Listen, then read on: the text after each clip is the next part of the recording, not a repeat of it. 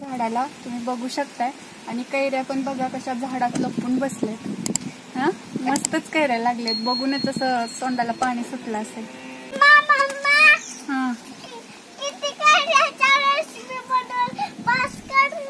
बास करू का?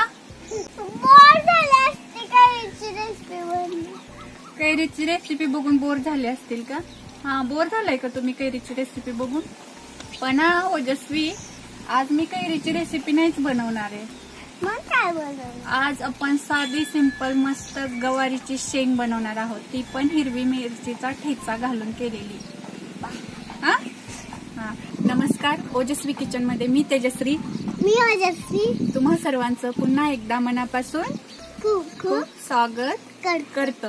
तर बघा, आज आपण मस्त साधी सिंपल गवारीची शेंग बनवणार आहोत। तर गवारीची शेंग तुम्ही म्हणाल की साधी सिंपल सर्वांनाच बनवता येते, पण गवारीची शेंग आपण वेगवेगळ्या पद्धतीने पण बनवू शकतो। पण कधी कधी काय होतं की बऱ्याच जणांना गवारीची शेंग आवडत नाही, पण एखादी भाजी कशी पण स्टेप बाय स्टेप बनवली तर त्याची चवही तेवढी भारी होते।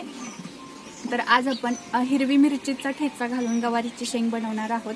एकदम साधी सिंपल प्रोसेस आहे आणि गवारीच्या शेंगेला टेस्ट येण्यासाठी कोणती पद्धत वापरायची हे सुद्धा मी या व्हिडिओमध्ये सांगितलेलं आहे, त्यामुळे हा व्हिडिओ स्किप न करता नक्की बघा। ज्यांना गवारीची शेंग आवडत नाही त्यांनी अशी भाजी करून नक्की बघा तुम्हाला सुद्धा ही आवडीने तुम्ही रोज गवारीची शेंग मागून खाल। तर चला पटकन आपण रेसिपीला सुरुवात करूया।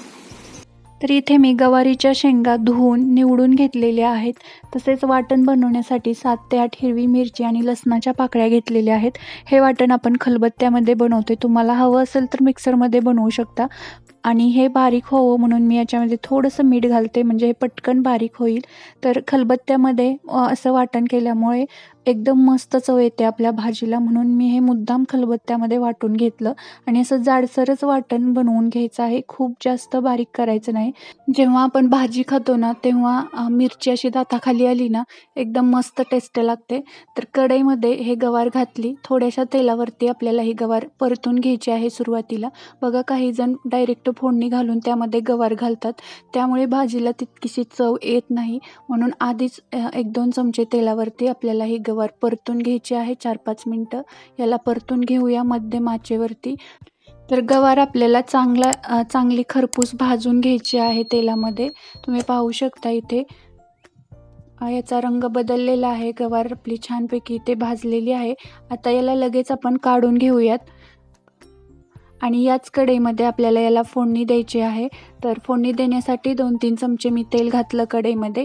तेल चांगलं गरम झालं की याच्यामध्ये घालूयात अर्धा चमचा मोहरी, अर्धा चमचा जिरे आणि आपण जे वाटण बनवून घेतलं होतं लसूण आणि मिरचीचा ठेचा याच्यामध्ये घातला।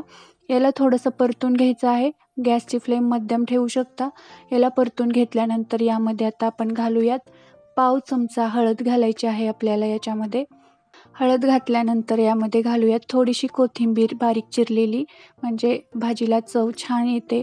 आणि जे आपण भाजून घेतलेली गवार होती ती आता मी यामध्ये घातली आणि याला चांगलं मिक्स करून घेऊयात, परतून घ्यायचं आहे। आणि याच्यामध्ये थोडंसं पाणी आपल्याला टाकायचं आहे, खूप जास्त पाणी घालायचं नाही। अर्ध्या ग्लासपेक्षाही कमीच पाणी आपण यामध्ये घालणार आहोत, कारण वाफेवरतीच गवार आपली छान शिजते। 1-3-4 मिनटं आपल्याला याला चांगली वाफ काढून घ्यायची आहे आणि आपली गवार आता चांगली शिजले का ते बघूयात। तर तुम्ही बघू शकताय की गवार एकदम मऊसूत छान शिजलेली आहे। आता यामध्ये चवीनुसार मीठ घालून घ्यायचं आहे। आता यामध्ये घालूया 2 ते 3 चमचे भाजलेल्या शेंगदाण्याचा कूट घातला आणि याला मिक्स करूयात। तर भाजीला चव मस्त येते बघा, मस्त लसूण मिरचीचा ठेचा आणि वरून शेंगदाण्याचा कूट, एकदम परफेक्ट गवारीची शेंग आपली तयार आहे। वरून थोडीशी कोथिंबीर घातली आणि मस्त आपली गवार सुक्की भाजी तयार आहे आणि मस्त लागते। ज्यांना गवार आवडत नाही किंवा नेहमीचंच गवार काळे तिखटाची गवार खाऊन कंटाळा आला असेल तर हिरवी मिरचीचे झणझणीत गवार बनवून बघा, तुम्हाला नक्की आवडेल।